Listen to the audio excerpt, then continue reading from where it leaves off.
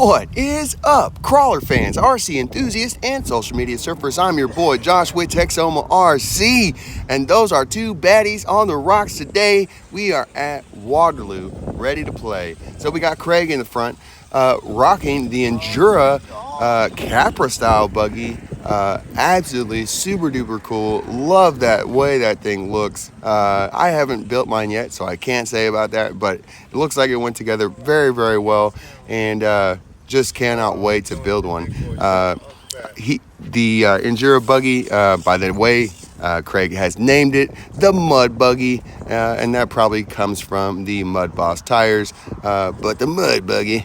And so anyways, he's running, I believe, a JLU rear front and a Gladiator rear not a Gladiator, sorry, a Deadbolt rear on the buggy. So it's stretched out. If you didn't know, that's almost exactly a Gladiator length. And then I think he used the Injora stainless axles, or links, to slightly clock the front axle. So it's slightly longer than a Gladiator, and I'm running in the back now that he's lost the leadership, trying to do something that there was no way I could do with the shorty. I'm running Pecker build on a Slayer chassis, bro. Slay or die, homie. So I'm running, that's just a straight up JLU build. It's actually a 3-link in the front. It's just the cheap Injora, link set, high clearance link set back when I bought that a long time ago. It was actually spares from when I did a JLU rear front build. Anyways, doesn't matter. Long story. Things that are not in this video is what I tend to talk about. So anyways, we're just out screwing around. By the way, dude, freaking Happy New Year. It's New Year's Day right now, today, freaking beautiful in Denison, Texas. So glad to be off work. It's Sunday, but we're gonna go out and play here in a little bit. Great freaking day. Cannot wait to get out on the rocks. Hopefully we'll maybe even get some buddies to play with. So hope you can get out, dude. Hope you get to go out and play. Now let's get back to the video. So the buggy in the back is Texoma style, Texoma RC Slayer chassis. I will be bringing those, by the way. Note, I have partnered with Tinker Time RC, and we will be bringing those chassis, printed chassis, out on the market as soon as possible. It's going to be probably a couple of weeks. So this is being shot again New Year's Day, so that's going to be sometime in January of 2023 that we will be bringing out the Slayer chassis for the first time for everybody else to have one of your very own. And you can get that with the cage and without the cage as well. Pretty cool. It's just a bolt-on, dude. Just 3 pieces. Pretty rad. So I will be coming out with a whole bunch more pieces, dude. We got all kind of things in the works, but gee whiz, that's the problem when you got all kind of things in the works. Gee whiz. So, but we will be working, both Tinker Time and I, we will be working to try to get some rails made in, I really want to try Delrin. It's been recommended to me multiple times. Apparently it's a plastic used in a lot of aftermarket 10 scale pieces, so we will have to check that out, and then also carbon rails. So I don't know if the Delrin is really cool and it tools easy. It may just stick with that because the carbon is a bit nasty when you tool it. So if we can avoid the carbon dust and just use Delrin, then that's probably what we're going to do. But I have no idea about what the crap that is, what colors it comes in, anything like that. So we're gonna have to find out. So if you have any idea, maybe put your experience with Delrin in the bottom, in the comment there. By the way, if you're new here, please like, comment, share, and subscribe to these videos, dude. Hit the bell. Thanks for coming to hang out, dude. We do this typically all the time, 2-3 times a week or whatever. The last couple weeks, it's been a lot less than that. And I apologize, guys, dude. I'm sorry to leave you guys hanging. I know, like, 2FMRC has been putting out a bunch of videos. I know when I go, you're like, dude, like, where's all the content at? I don't want to go, anyways. So I just been sitting in silence most of the time working on my stuff, so, man, there's a lot going on at the end of 2022, just in my personal life. And from what I talked to, a lot of people's personal lives, just drama, it seemed, just a hammering on all kind of fronts, you know. But you know what, dude? We freaking made it. It's 2023, and we're starting off on the right foot. Beautiful day, you know, on the rocks, dude. That's what we're about to do for 2023. We will be on the rocks. What we will be doing more of, more on the rocks, dude. More builds, dude. We got every Traxxas part that they shipped, right? That's what we have. Well, we're 11 parts shy. They're not all here yet. They weren't all available, but they're coming, and that will be set up. And I'll have basically like a freaking hobby shop in the shed, dude. It's gonna be rad. I will show it off to you. That's also what I had to get done today, is build the pegboard racks and get that all set up. So that'll be a great time. And I will show it off, dude. We got to do some showing off. So also things to look forward to in 2023 for me, just will be more of the same, dude. We got picked up also by Fair RC, so I will be showing off the brand new Hobby Plus CR18P, so stay tuned for that. It's coming in the next couple of weeks. It will be released, so stay tuned for that. So we will be showing off and all the new stuff from Fair RC. That would be FMS, Rock Hobby, and Hobby Plus. So super duper stoked on that. Super duper appreciating Joe Cole for hooking me up with that. He would be their representative and who I've been talking to. And so just sure do appreciate you thinking about me. Whoever got me hooked up with you guys, man, I sure do appreciate the contact and just that you guys would think of me, man. And so, you know, that's something that I'll have to be pushing up into for that, and something I really wanted to also increase is my build time videos, right? Like including you guys in all the stuff that brings these cars and the rigs that I drive, what brings those and makes them able to do all the stuff that they do, and just try to show off a little bit more of my creativity. So I'm trying to get my shed in order so that I can position a camera without effort. And just position a camera to show off all the little things that I do all week to keep my cars running, to get them to go and do even more things.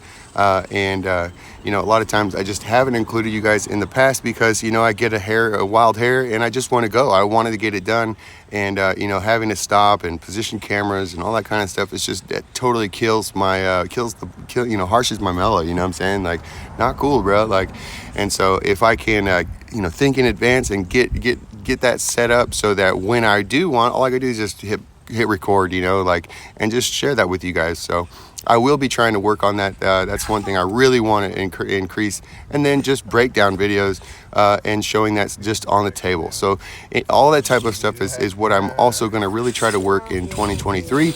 And of course, dude, we're going to continue to bring Slayer videos, bro. We're going to bring badass rock crawling videos, because you know what, dude, we can do that very well. We love to go play, and you know, so anyways, a lot of rambling about things that just really don't matter, just to share with you guys. Any of the guys that you know, just put the stuff off and hang out with me, you know, like, by the way, just thanks, dude. Thanks for hanging out. I cannot say how much I appreciate you dudes, and the comments, the people that hit me up on Instagram and Facebook, and you know, emails, and you know, they also have my number now, you know, like, I love talking to you guys, and it just, you know, like, I don't know, I appreciate you guys being here, man, and just being here for the journey. And so anyways, by the way, this buggy, you know, it's a little bit longer than I would probably set it up. Definitely not a fair matchup right here between a gladiator length and then Pecker, a shorty JLU. But don't worry, I come and put him in his place later. So, but I would probably put just a regular JLU front, gladiator front on my Capra buggy, or my Injora Capra style buggy.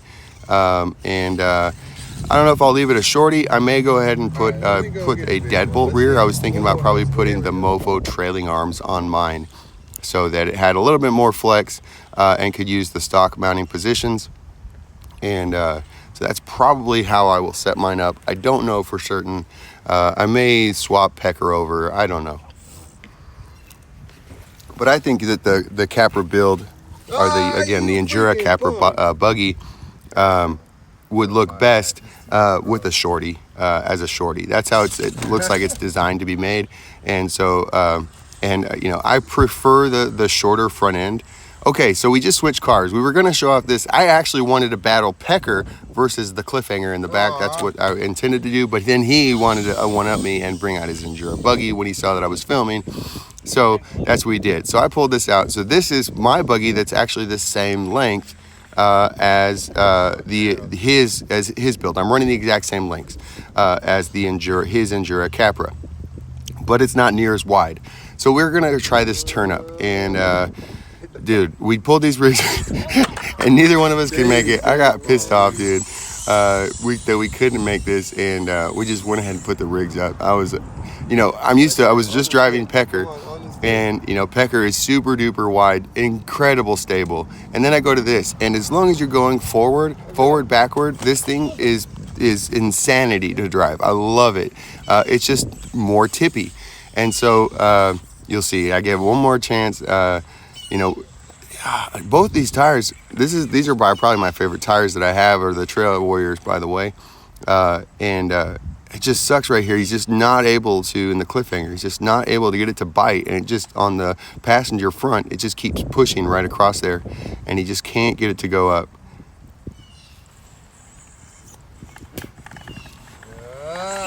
Dang it. All right, dude. One more time. One more time. Can you do it, buddy? No, you can't do it. See, this is right here. This is why I like to have flex, because if that rear tire, the driver rear, could flex out and drop down, it would keep me balanced in that. So this is one of the problem when, you know, when you start to be tippy and not so narrow, it would be better, I think, to have some more flex. But that is the problem. So why do I not have the flex that I would normally have on a Texoma style rig? Well, we dropped the 43 millimeter shocks and we went to the Injora oil filled shocks. So that's the same thing I'm running here on this build, and it's okay because I'm a lot wider. I can hang that tire way out there, and this thing is insanely stable. Oh my gosh, dude. So look at this. I had to redeem myself, dude. And of course he went ahead and got the buggy back out because he was pissed off at his cliffhanger. And again, it's not the rig's fault. We're just asking it to do something incredibly stupid, incredibly hard turn up right there. And so, but obviously, this is my Doug build, FCX24 on the Slayer chassis. So obviously you've seen the Injora build that's right now that we're showing. But, oh, by the way, he's running in the Injora buggy, the mud buggy. He's running Furatech Lizard Pro with a Holmes Hobby. I think he said it was the 40 turn on 3S, and it's so torquey on the low end, but it like doesn't have any top speed, so it makes it like really glitchy. He got it to be quite a bit better tuned out in today for this video, but the day before it was like, you know, like the whole trigger was compressed in the first 25%, and anything past that, it didn't go any faster. But it felt like it was incredibly fast. It was so twitchy. So that's just the motor. I would guess it's a 40 turn. It's got a lot of speed. Well, no, it would be a lot of torque. Sorry. It's a very torquey motor, and I guess just all that torque, it just makes it you burn through the gear so fast. And so you probably could just stretch that out. Probably could go have more gear. And then again, like he tuned it with his Lizard Pro. So, but you know, it's just too much torque. It's not too much torque. It's just not enough speed. It's not enough balance for the gearing. How about that? So, and in Doug, I'm running an SMP on the FCX24 axles. I do like it, but it's like right here. So let's see, like, because you can see it like, it's just like not quite enough torque, right? Because again, right here, we're way over geared, right? Like you couldn't run the same brushed motor in this. It wouldn't have enough torque. So the SMP does have a ton of torque, but you can see that it does struggle. And then there are times that it will it kind of cuts out and rolls backwards when you still have forward trigger. So it's doing good. I do really like the motor, and I do really love the setup, but I'm gonna have to see about things. I really would like to try the new 2000 kV, the mini Komodo. I'm really wanting to try that. I would imagine that their programming was probably working a little bit better. I don't know if they tried to mess with Nick at Mofo and make it not work with his motors, but I do know that their FureTech stuff does work better with their motors. I do really wonder if they kind of sandbag him a little bit somehow. I don't know. Or if it's just, you know, the KVs or I don't know. But it does seem like it works a little bit better with the FureTech motors, even though I do love the SMP in Doug. So, by the way, that's the slow motion pancake, and I got word that Nick at Mofo will be coming out with Revenge of the Pancake. I don't know if that's what he ended up calling it. In the next week or so, a couple weeks, he will be releasing that. It's a purple version, and at least what he told us it was going to be, it was, I think, 3,500 kV. It's twice as fast. So, on an Scx24 build, that would be rad, because you should still have plenty of slow speed, and then you should be twice as fast as the SMP. However, on the FCX24 axles, being twice as fast may not be a good deal for a crawler, although it may be an awesome deal for like a monster truck build or something trying to go fast. So we will see about that. We will have to get one of those ordered. But I'm not thinking that it's going to be the greatest pairing. That would be, again, the Revenge of the Pancake, the purple SMP. Actually, I guess it's not the SMP. It's going to be not slow motion. It's going to be a faster motion. I don't know. Fast motion pancake, maybe. I don't know. But it's twice the KVs. Again, talking about something that's not in this video. Not very helpful. But we shall see. By the way, this is a very hard pull-up, and it just depends on how your wheel set hits the obstacle and your belly. He's bellied out right here, but on the rear driver, you can catch up, and it wants to flip you off like you saw. Very, very hard obstacle. Typically not able to be done by a shorty. Pecker is one of the only shorties that has ever made it up that. So right here, we're coming towards the end of this video. I went ahead and made this extra stupid hard. I wanted to come down here. I didn't mean to push so far. The little loose rock kind of effed it up a little bit and made it extra hard on me.